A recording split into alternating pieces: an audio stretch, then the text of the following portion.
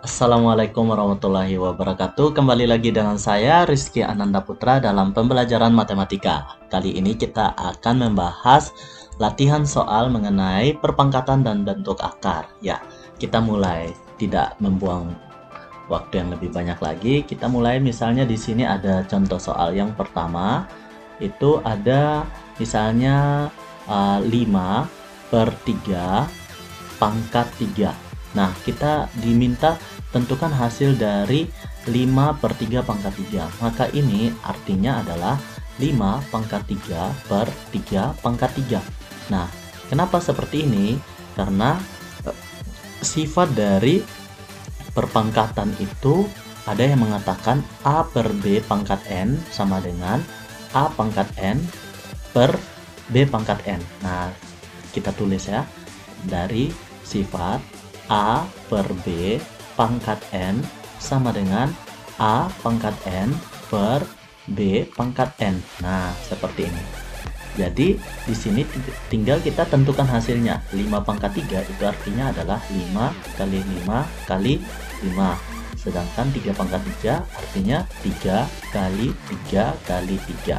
Nah, kita lihat 5 kali 5 kan 25, kali 5 125. Bagi dengan 3 kali 3 9, 9 kali 3 adalah 27. Jadi inilah hasilnya. Kalau kita mau rubah dia ke pecahan campuran silakan saja. Itu malah lebih bagus lagi. Oke, yang selanjutnya kita coba soal yang nomor 2. Seandainya kita diminta untuk ubahlah bentuk 7 pangkat negatif 5. Nah, seperti ini. Nah, untuk kita mengubah bentuk dari pangkat negatif menjadi pangkat positif, jangan lupa kita ingat sifat A pangkat negatif N itu artinya adalah 1 per A pangkat positif N. Jadi, kalau ada 7 pangkat negatif 5, maka itu artinya 1 per 7 pangkat 5 positif. Jadi, hasilnya ini yang perubahan dari 7 pangkat negatif 5. Nah, kalau ada contoh lagi, misalnya contoh yang ketiga, ada akar 169 dikali dengan akar 361. Nah, ini untuk menjawab ini hasil dari akar 169 kali akar 361 yang pertama, kita ingat ada sifat akar A kali akar B itu akarnya bisa dimasukin seperti ini. Nah, kalau misalnya A ini bukan kuadrat sempurna, bilangan kuadrat sempurna, atau B juga bukan bilangan kuadrat sempurna. Nah, tapi kenyataannya di sini 169 itu adalah bilangan kuadrat sempurna karena 13 kali 13 itu 169. Dengan demikian sama dengan akar 116 itu 13 dan akar 361 itu adalah 19. Nah, karena dia merupakan bilangan kuadrat sempurna, berarti kita tidak perlu lagi menggunakan sifat yang ini.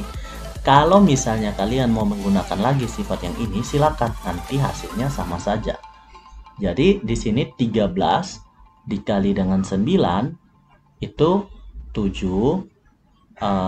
Jadi 3 tambah 9 itu 12, tambah dengan 2 itu 14, 2, jadi 247 untuk contoh nomor 3. Nah, bagaimana kalau contoh nomor 4 ada lagi yang seperti ini? Ubahlah ke dalam bentuk pangkat. Jadi ubahlah ke dalam bentuk pangkat. Bentuk pangkat dari akar 3 dari ubahlah ke dalam bentuk pangkat akar 3. Nah, di sini ada akar 3 dari 5 pangkat 7. Nah, kita kan mau ubah ke dalam bentuk pangkat. Nah, kita harus ingat ada sifat yang mengatakan akar N dari A pangkat M itu sama dengan, boleh kalian seperti ini, akar N dari A dipangkatkan M, atau bisa juga kalau ubah dalam bentuk pangkat A pangkat N per N. Nah, seperti itu. Jadi yang di luar akar ini adalah penyebutnya. Jadi untuk mengubah ke dalam bentuk pangkat dari akar pangkat 3 dari 5 pangkat 7 itu sama dengan kita tinggal lihat jadinya 5 pangkat 7 per 3. Nah, seperti ini. Jadi 5 pangkat 7 per 3. Nah, oke, semoga bisa dipahami. Nah, kalau kita balik, misalnya ada contoh yang berikutnya. Ubahlah ke dalam bentuk akar. Ubahlah ke dalam bentuk akar dari 5 pangkat 1 per 2. Nah, sama seperti tadi, kita ingat bahwa kalau ada A pangkat M per N, maka kita dapat membuat bentuk akar N dari A pangkat M. Nah, kalau seperti ini 5 pangkat 1 per 2 itu artinya akar kuadrat. Kalau akar kuadrat tidak perlu tulis 2-nya di sini, dari 5 pangkat 1, satunya juga tidak perlu ditulis. Kalau misalnya ada soalnya 5 pangkat 3 per 4, berarti ubahnya begini, akar pangkat 4 dari 5 pangkat 3. Nah, seperti ini. Nah, kita lanjut ke contoh yang ke-6. Contoh yang ke-6 misalnya kita diminta untuk sederhanakan akar dari 252. Nah, 252 ini kan bukan bilangan kuadrat sempurna. Yang bilangan kuadrat sempurna itu adalah akar dari 256. Karena apa? Akar dari 256 itu sama dengan 16. Karena 16 kali 16 256. Tapi kalau 252 itu bukan bilangan kuadrat sempurna, tapi kita diminta untuk sederhanakan. Berarti kita bisa menggunakan faktorisasi prima. Kita bagi 2. 2 bagi 2 1, 5 bagi 2 2, sisa 1, jadi 12 bagi 2 6. Kita bagi 2 lagi, 12 bagi 2 6, 6 bagi 2 3. Kita bagi 2 lagi, bagi 2 tidak bisa karena 63 ini bilangan ganjil, jadi kita bagi 3. 6 bagi 3 itu 2, 3 bagi 3 itu 1. Kita bagi 3 lagi, 21 bagi 3 itu 7, karena 3 kali 7 itu 21. Nah, 7 sendiri adalah bilangan prima. Jadi 252 ini adalah 2 pangkat 2, karena 2-nya muncul 2 kali, dikali dengan 3 pangkat 2, karena 3 pangkat 2-nya munculnya 2 kali, dikali dengan yang terakhir ada 7. Nah, seperti ini. Nah, kalau kita kalikan ulang, 2 pangkat 2 ini kan 4, 3 pangkat 2 ini 9 kali 7. Jadi 4 kali 9 kali 7 itu hasilnya adalah 252. Ya, kita lanjutkan sederhanakan ini. Jadi, di sini akar 252 itu sama dengan akar dari 252 itu kan sama dengan ini. Kita ganti 252-nya dengan angka ini. Jadi 2 pangkat 2 kali 3 pangkat 2 kali 7. Nah, sehingga di sini ingat sifat yang ini, akar A kali akar B bisa digabung seperti ini, atau sebaliknya akar C kali akar D bisa kita pisahkan menjadi akar C kali akar B. Nah, bisa seperti ini. Jadi ini yang seharusnya dia satu akar seperti ini, kita bisa pisahin dia menjadi 2 kuadrat dikali akar dari 3 kuadrat kali dengan akar 7. Nah, akar 2 kuadrat itu artinya hilang akarnya karena kuadrat, atau kalau kalian mau juga akar 4 kali akar 9 kali akar 7, bisa juga seperti ini. Akar 4 itu kan 2 kali akar 9 itu 3 dikali dengan akar 7. Nah, 2 kali 3 itu 6, sisa akar 7. Jadi yang paling sederhana dari akar 252 adalah 6 akar 7.